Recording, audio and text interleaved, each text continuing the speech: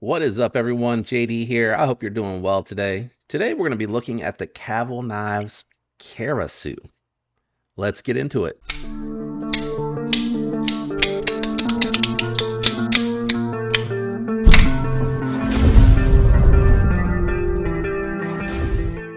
All right, so what we're going to do today is we're going to do some size comparisons, check the profile on this one out, and then weigh it, and then we'll jump into my thoughts and impressions. Let's go ahead and kick it off with some budget knives comparison. Here it is against the Migron Moriaro. I think it's kind of obvious that this is really a small knife. Here it is against your Civivi Ball Tusk.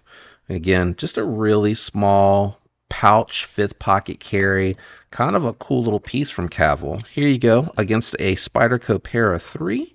Move that Bull Tusk out of the way, and we're going to go ahead and bring out the Spyderco Shaman. Oops, as I bump it. And I think this is pretty obvious, a small fifth pocket carry. Let's just check the weight really quick on it. It does feel like a chunky boy, so I'm just curious to see how much it weighs. And then we'll go ahead and jump into my thoughts and impressions from there. Grab the scale, bring that on over here.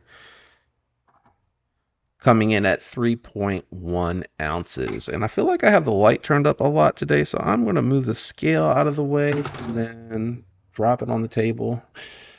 Turn this light back down a little bit. I feel like, there we go. Yeah, I feel like that's a little bit better. I feel like it's still bright enough for you guys to see that. So the Karsau. I said Karsau. The Karsau is a very interesting piece. You guys that may know me, that have been around on the channel for a while, know that I'm not a huge sway back design. For me, ergonomically, they just don't feel very comfortable. Again, I do like checking out Cavol knives because for the money and the material and the build quality, they are quite impressive. So I don't believe that this piece is an inlay. I think it's all milled out of one piece, but I could be wrong. It could be that it is an inlay. Either way, the design on here is really cool. I like the colors of it. And let me grab a cloth here because, again, with anodized titanium, it looks really good when you show it off and you clean it up. All right, we clean it off a little bit there. Again, I just want to kind of show the pattern and the color, and then the clamshell on here makes it look integral without having any types of seams in it whatsoever. And then you have a little bit of that same design here on the pivot on the back side with the relief cut. And then you have good lock bar access on this. You got a hawkbill blade shape, which is really good for opening things, getting into packages and stuff like that. Looks like I didn't do a good job cleaning the blade off either when I finished cutting with it. But ergonomically, just not my thing. Like I have such large hands that these sway backs don't end up really working like they're supposed to for me because they end up just so much further down on the hands. Now I do like the jimping here in this particular spot. It actually works really well for getting into stuff. And then, you know, they have the jimping here, which is going to be really good if you're trying to pull at something, some rope or something that you're trying to cut loose. It actually is going to work pretty well for that. It is a very light blade. The front flipper works really well. I do like how it has nice crispy action on it. It does flip open nicely. I keep wanting to come up top and I keep forgetting you just got to go a little bit lower on that front flipper for me to get the leverage that you need to open it. Even though I just whiffed a couple times, it just takes me a second to find the right spot to get back to be able to use that front flipper. It is fidgety and it is great for like your pouch fifth pocket carry. It's just the sway back for me that just is not my bag. I really don't like that at all. I did check because it does have that tab.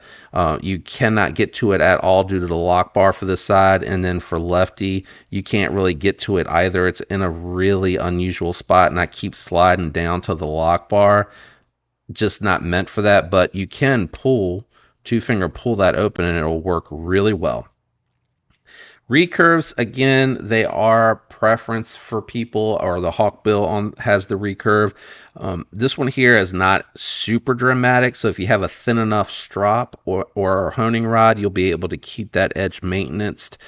It is going to take a little bit more effort for the sharpening. You need to be more careful with that, but it went through the material surprisingly well. it did want to kind of pull in on the material, and I'll show you that here. All right, we're down here with the Cavol knives. I already forgot the name, and this one does have the Hawkbill style blade, which is great for catching stuff, but I just wanted to kind of test it.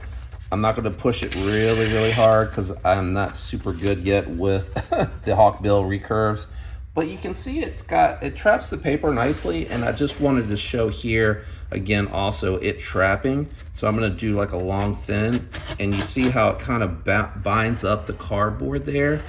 It's really kind of pushing it back towards the blade. You can see where the curve is headed with it. So not going to do anything extensive with this one. Ergonomically, it's not super comfortable for me. I'm feeling the point on the pocket clip, and you know, it's just, I don't do well with sway back style handles. They're just, I don't find comfort with them. Back upstairs to the table. But overall, good thin geometry, nice recurve, good edge on there, and a cool little piece. I'm probably not going to do any alternative recommendations on this one just because it is so unique, and I do like checking out the little Cavol knives because they have great attention to details and really good looking finishes on them. This one here, not from me, but it is really well made, and it is a very interesting piece, and I am grateful that I got to check it out. Let me know what you thought about the Karsau down in the comments below. Shout out to everyone out there that likes, uses the links, comments, and is subscribed. I appreciate the support, and I love you guys. I hope you have a fantastic week. Until next time, peace.